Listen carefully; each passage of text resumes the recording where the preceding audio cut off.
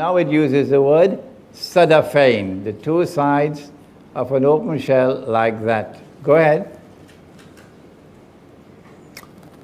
Better. There you are. The two sides of an open shell. There you are, and that's the gorge in between. Go ahead. Okay, Black Sea, Caspian Sea. Yeah, go ahead. See, we have some more.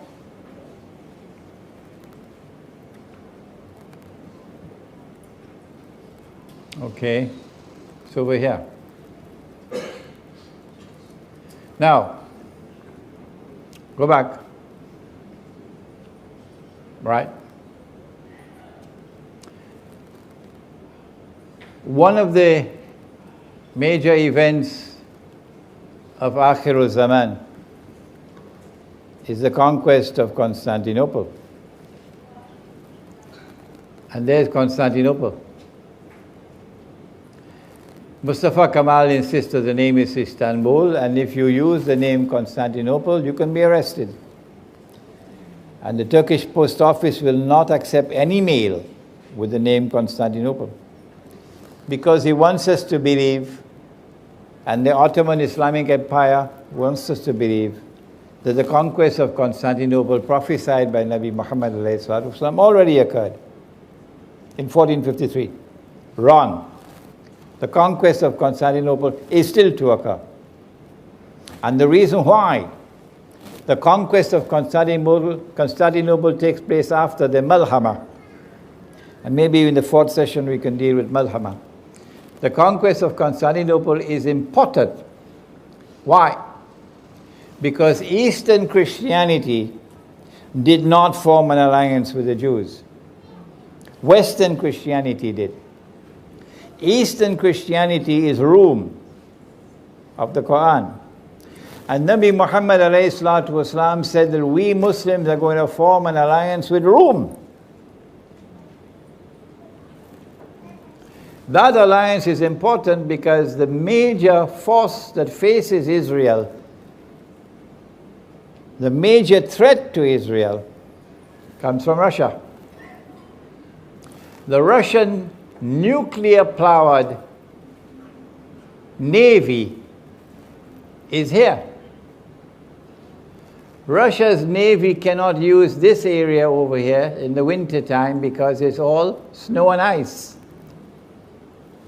So for the Russian navy to get into the Mediterranean, this is the path. And NATO controls Istanbul, Constantinople, on behalf of the Anglo-American Zionist Alliance. And before NATO, it was the Ottoman Empire that controlled this on behalf of Britain and France. And it was the Ottoman Empire which was waging holy war on Eastern Christianity, on behalf of Western Christianity. And so the conquest of Constantinople has to take place so that the Russian fleet can get out of the Black Sea and come here to attack Israel. So we have, I believe, established for you the geographical location of Gog and Magog, a people who are located behind the barrier. Behind the barrier, on that side of the Caucasus, were the Khazar, a tribe of people who converted and became Jews. Must have been on a Sunday morning. And some of them converted from Judaism and became Christians. Must have been on a Sunday evening. So you have Khazar who are Jews, and you have Khazar who are Christians. But they did not become Jews because of religious conviction. They became Jews as a matter of political convenience. So they don't particularly care for Torah and for the laws of diet and so on. So these are people who are Jews as a nation, but not as a religion. Huh? A nation, not a religion. These are the people who today control power in the world. Now I have to make a confession. In this book, I came to the conclusion that Gog and Magog are the two rival powers in the world today. The Russian-led alliance I identified as Magog, and the Anglo-American alliance I recognize as Gog. I think that is now inadequate. Rather, a more accurate analysis would be that Gog and Magog are located within both the superpowers. And Gog and Magog are taking both the superpowers to their destruction. Because when the two superpowers have already been used to serve Israel and to serve the Zionists, they don't need them anymore. And so when the two superpowers are taken on a ride until they clash with each other, with the nuclear war, there will be mutual destruction. They will be destroyed, but not Gog and Magog. That's where I made my mistake. Gog and Magog will not be destroyed by the Malhama. Gog and Magog will still survive the Malhama. And Gog and Magog are now going to use their power to ensure that Israel rules the world. And it is only when Nabi Isa alayhi salam returns, which is long after the Malhama, only then will Gog and Magog be destroyed.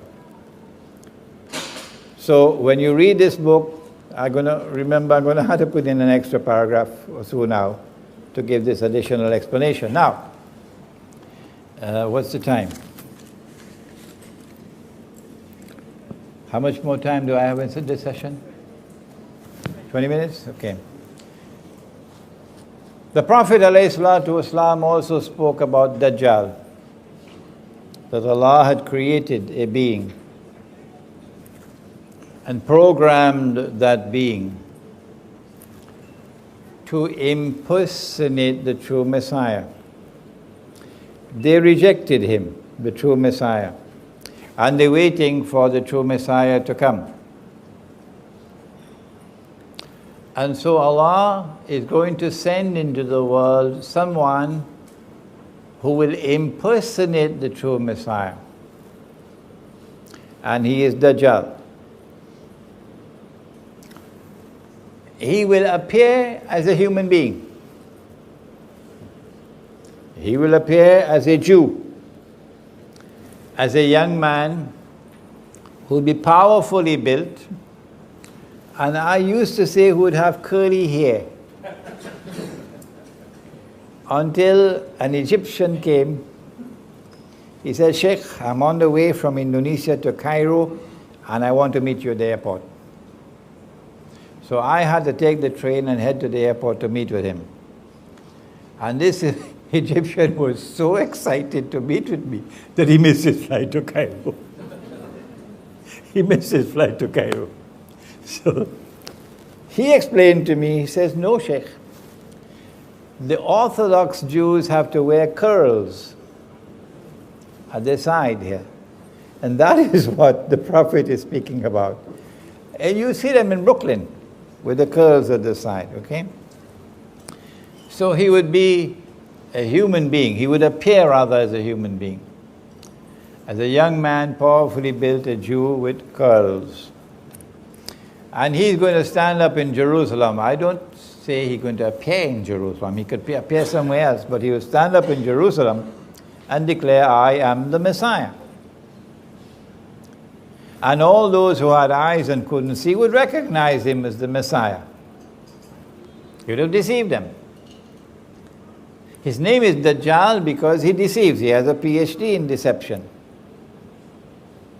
A friend of mine got offended. He said he just got his PhD. He said, don't tell me Dajjal also has a PhD.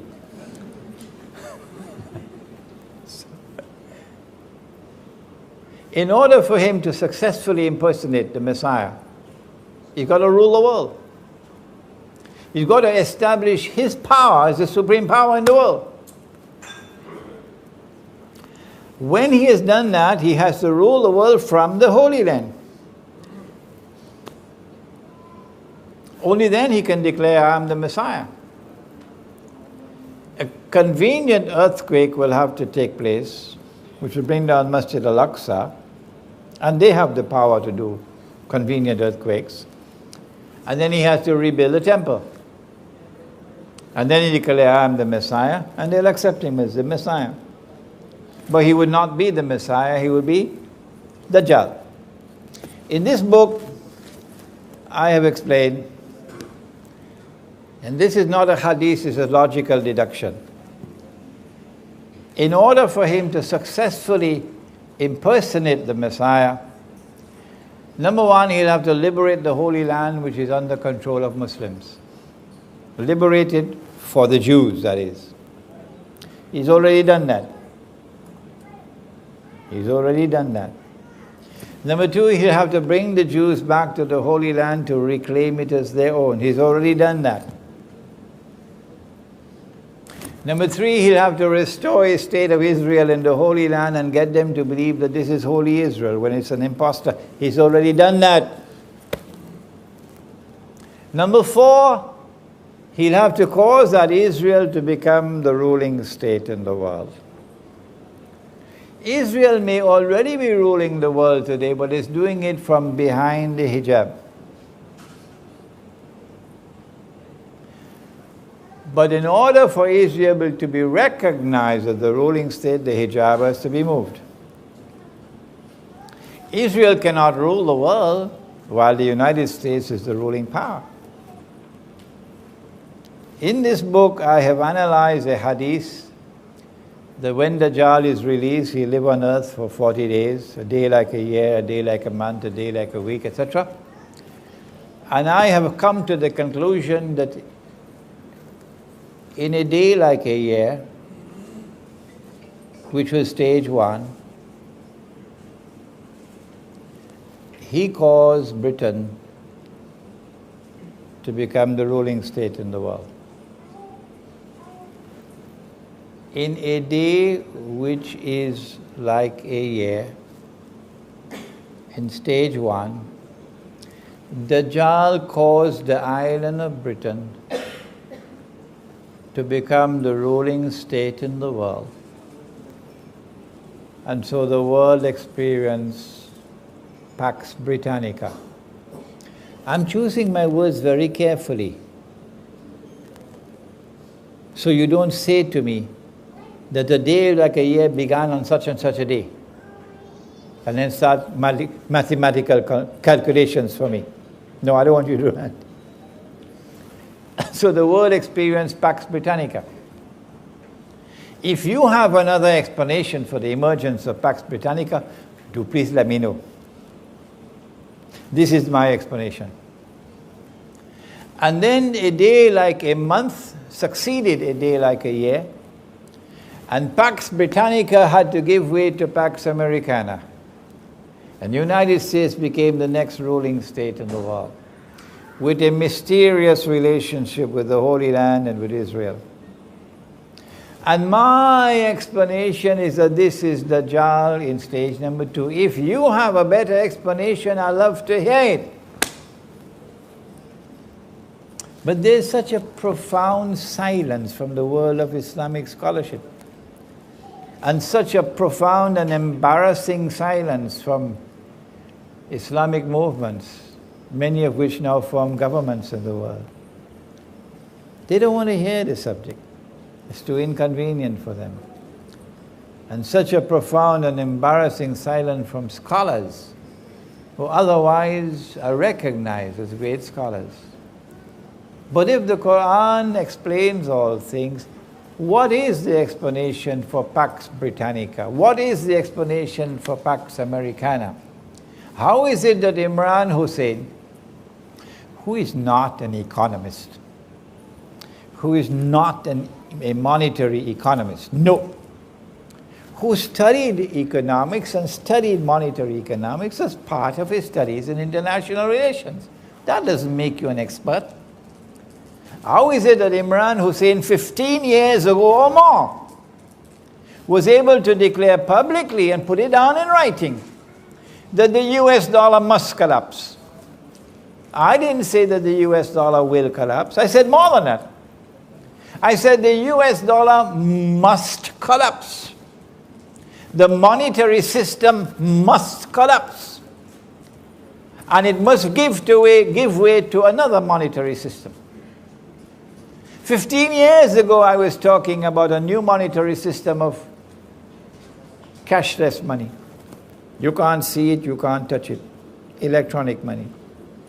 Today, we are on the doorstep of the collapse of the US dollar. Where did I get the knowledge from? Was it a jinn whispering in my ear? Was it an angel whispering in the other ear? When will they wake up? This is not whisperings in my ear. This is scholarship.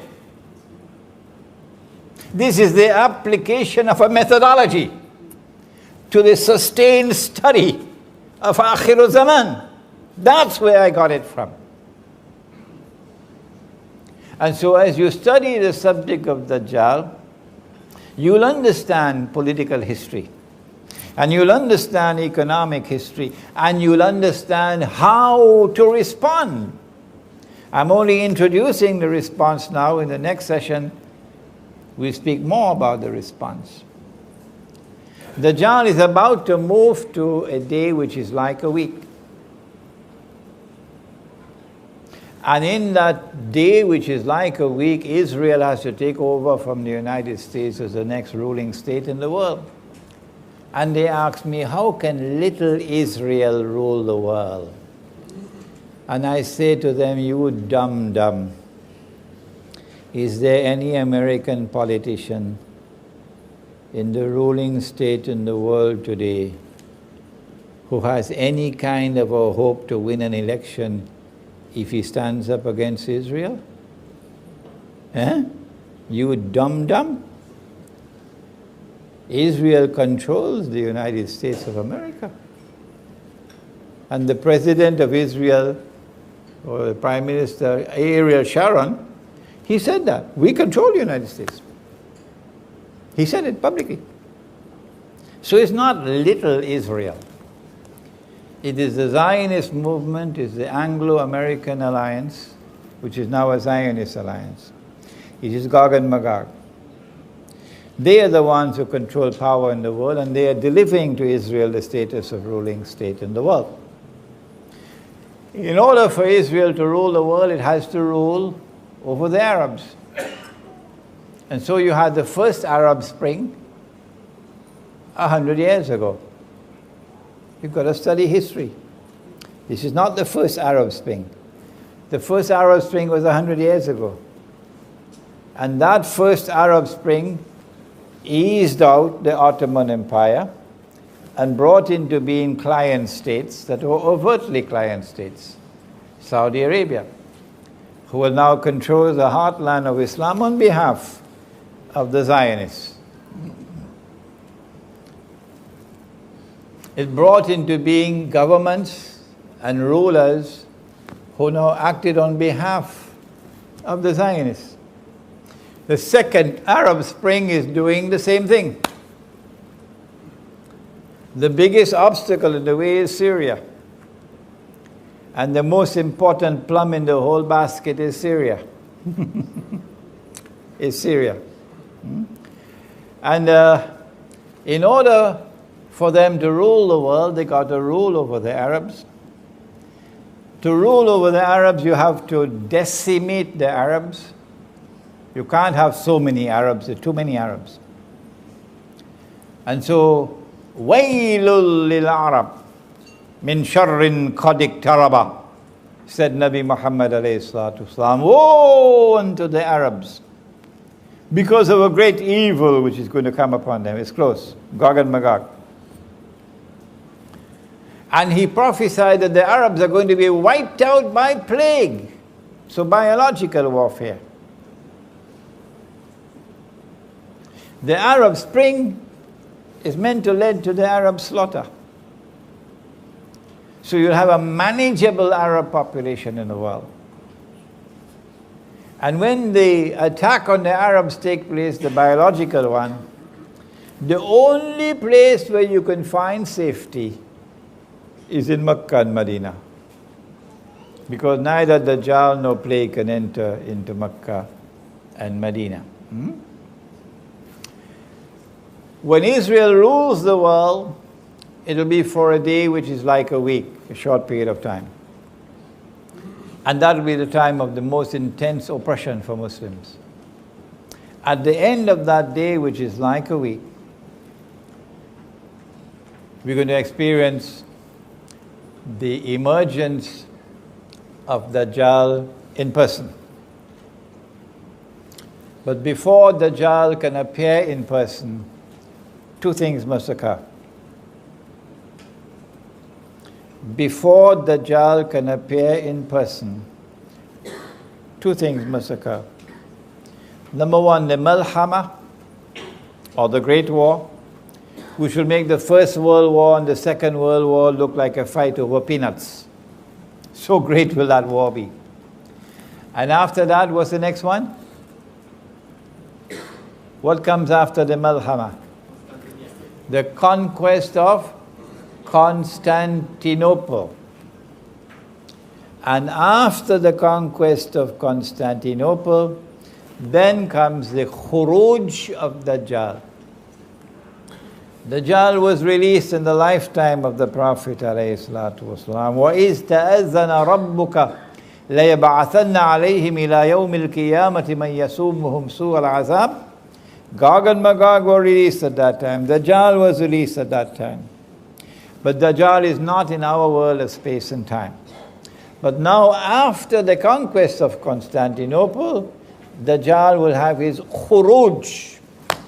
So you're going to see him in person, Mr. Dajjal himself. At that time, Medina will be attacked. Dajjal is going to land outside of Medina, in salty, marshy land outside of Medina. Meaning the Israeli armed forces are going to attack Medina. And at that time, Medina is going to shake 3 times. And every kafir and every munafiq will be thrown out. So they're going to be kuffar in Medina and munafiqun. And they're going to join Dajjal. And the angels are going to bar Dajjal from entering Medina and divert his attack to Damascus. And when Dajjal reaches Damascus, then the 3 main actors of Akhir Zaman will all be together in the same geographical location. Number 1, Dajjal, followed by 70,000 Jews from Isfahan wearing their Persian shawls, says the hadith. Number 2, someone whose name I have not mentioned so far, Imam al-Mahdi. But I do have several lectures on the topic, and we have them right here. Imam al-Mahdi. And he will be inside the masjid, and Dajjal will be outside with time of salat. The first time the Messiah came, Allah appointed someone to positively identify the Messiah. Who was he? John the Baptist. The second time that the Messiah comes, Allah appoints someone to positively identify him. Who is he? Imam al-Mahdi. John the Baptist said, here he is, there's the man you've been waiting for, this is the Messiah. Pointing to his cousin, Nabi Isa alayhi salam. Imam al-Mahdi is about to lead the salat. when Dajjal Nabi Isa alayhi salam comes down from the sky with his hands resting on the wings of two angels. And as he comes down in the masjid, the Imam will say, this is the son of Mary. This is Nabi Isa alayhi salam. History repeats itself, positive identification. And then the Imam will invite him to lead the salat. And he say, no, you've been appointed by the Jama'ah, you lead the salat. And he will pray with us in accordance with the Sharia, which came to Nabi Muhammad alayhi salatu wasalam. It is after the salat is over that he'll say, open the gates, because the masjid is barricaded. And Dajjal is outside. And Imam al-Mahdi is inside. And Nabi Isa alayhi salam is inside. The three main actors of Akhiru Zaman in one place. Damascus.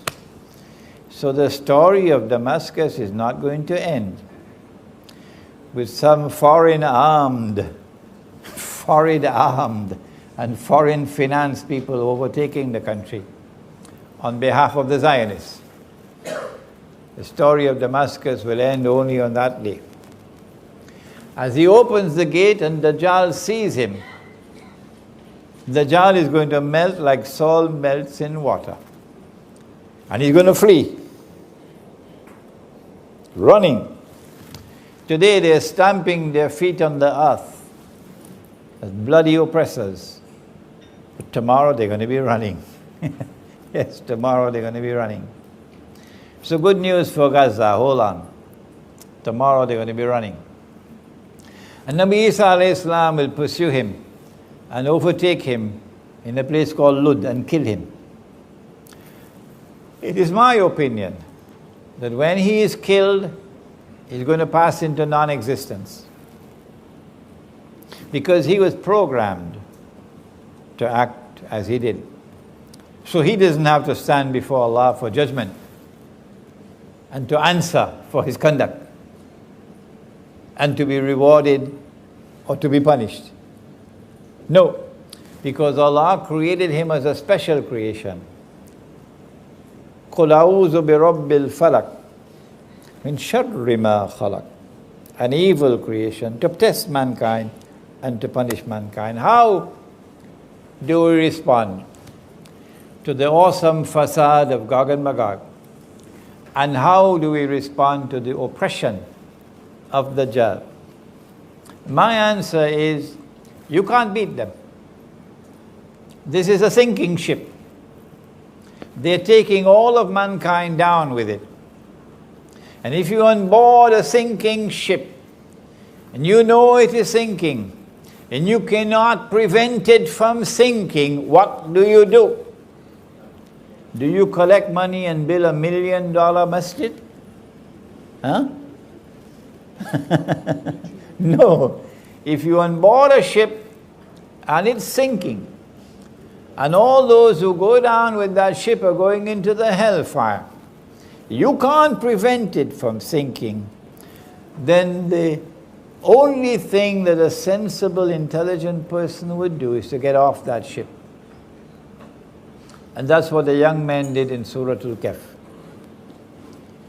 It is a philosophy of withdrawal from a godless world to preserve faith. Let us end now with the hadith. The Prophet said, sallallahu ta'ala alayhi wa sallam, there are some who would have difficulties with the Prophet, you know. Why did he say this? Why can't we be a part of mainstream society? What's wrong with the blue jeans Jamaat? Yes. So why did he say it? But this is what he said. He said the time would come when a believer, in order to preserve faith, would have to flee to the mountainsides where rain falls and take with him some sheep and goats, which means withdrawal from the godless world to preserve faith. This is our response. Those who choose to remain in the cities, you must know that every city and every town is going to be destroyed. Surah Al-Isra. And those which are not destroyed are going to be punished with terrible punishment. We say withdraw to the remote countryside and build small communities of people who worship Allah with sincerity in their hearts. And we call that the Muslim village. Before I end, I want to introduce Roland, who is somewhere around. Where are you, Roland? Stand up, Roland, let them see you. This is Roland Hashim. He is the head of the Muslim village in Malaysia. They bought land already in the state of Perak. They've already cleared their land, they've already built an access road to the land. And they're soon going to start construction of the masjid. Alhamdulillah, I'm proud of them. The Muslim village will unite our people. So no sectarianism. No. The Quran and the Sunnah will unite our people. I have much more to say on the subject, but that will be in the next session, inshallah. ربنا تقبل منا إنك أنت السميع العليم وتب علينا يا مولانا إنك أنت التواب الرحيم برحمتك يا أرحم الراحمين آمين.